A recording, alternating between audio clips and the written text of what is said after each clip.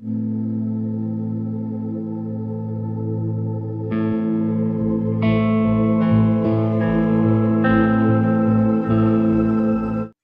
आपके ईसीजी में एबनॉर्मल लिखा हुआ है तो क्या इसका मतलब हार्ट अटैक होता है? आप में से बहुत से लोगों ने कभी ना कभी ईसीजी तो किया ही होगा।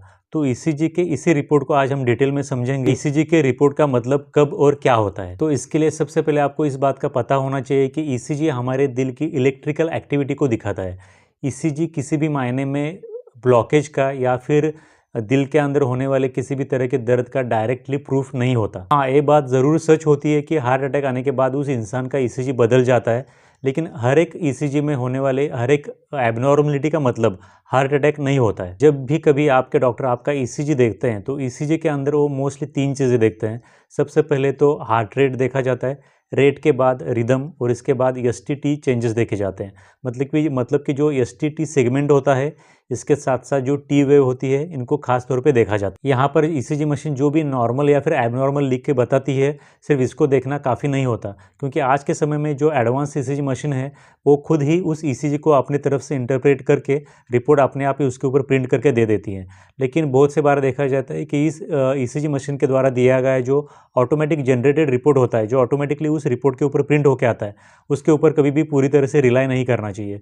इसके लिए हमेशा आपको उस ईसीजी को अपने डॉक्टर के द्वारा एक बार ज़रूर से वेरीफाई कराना चाहिए। यहाँ पर हर एक ईसीजी का rate, rhythm, ST, T wave के चेंजेस देख करके आपके एक क्वालिफाइड डॉक्टर के द्वारा ही उस ईसीजी का इंटरप्रिटेशन आपको मिलना चाहिए। ईसीजी के साथ साथ कुछ बाकी भी चीज़ें हैं जो यहाँ पर बहुत ज़्यादा मैटर करती है, जैसे कि उस पेशेंट का ब्लड प्रेशर कितना है, इसके साथ साथ क्या उस पेशेंट को सांस लेने में कोई दिक्कत आ रही है, इसके साथ साथ जो ट्रोपोनिन टी के एंजाइम के टेस्ट होते हैं, जो कि हम कभी भी किसी भी पेशेंट में हार्ट अटैक को रूल आउट करने के लिए करते हैं, और ट्रोपोनिन टी के एंजाइम के जो टेस्ट होते हैं वो इस तरह के किए जाने वाले ब्लड के टेस्ट, इसके साथ साथ ब्रेथलेसनेस, ब्लड प्रेशर, ये सभी चीज़ें मैटर करती है। यहाँ पर आपको और एक बात का ज़रूर से ध्यान रखना चाहिए कि अगर आपके पास आपका कोई खुद का पुराना ईसीजी है तो पुराना वाला ईसीजी भी आपको हमेशा संभाल कर रखना चाहिए, क्योंकि जब भी कभी हम नए ईसीजी को पुराने ईसीजी के साथ मैच करके देखते हैं तो इस कंपैरिजन से भी उस पेशेंट के हार्ट के फंक्शन में अगर कोई एबनॉर्मलिटी आई है तो उसको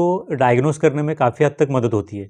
इसके लिए नए ईसीजी का पुराने ईसीजी के साथ कंपैरिजन करना काफ़ी ज़्यादा यूज़फुल होता है। तो यहाँ पर एक बात को ध्यान में रखना चाहिए कि कभी भी सिर्फ ईसीजी के ऊपर एबनॉर्मल लिखा है, इसमें कोई भी पैनिक होने जैसी बात नहीं होती है। यहाँ पर उस पेशेंट के ईसीजी के साथ साथ उस पेशेंट को फिजिकली प्रॉपर एग्जामिनेशन करना, उस पेशेंट के साइंस सिम्टम्स देखना, उस पेशेंट का हार्ट का रेट, रिदम, एसटीटी के चेंजेस, इसके साथ साथ पेशेंट को ब्रेथलेसनेस है या फिर नहीं है, इसके साथ उस पेशेंट के जो एंजाइम के टेस्ट है, ट्रोपोनिन टी के जो रिपोर्ट आते हैं, ये सभी रिपोर्ट्स देखना, ये सभी चीज़ें एज ए कॉम्बिनेशन एक साथ जब देखी जाती है तभी हम उस पेशेंट में किसी भी मेडिकल इमरजेंसी को डायग्नोस कर सकते हैं। Thank you very much for watching this video till the end. Thank you very much.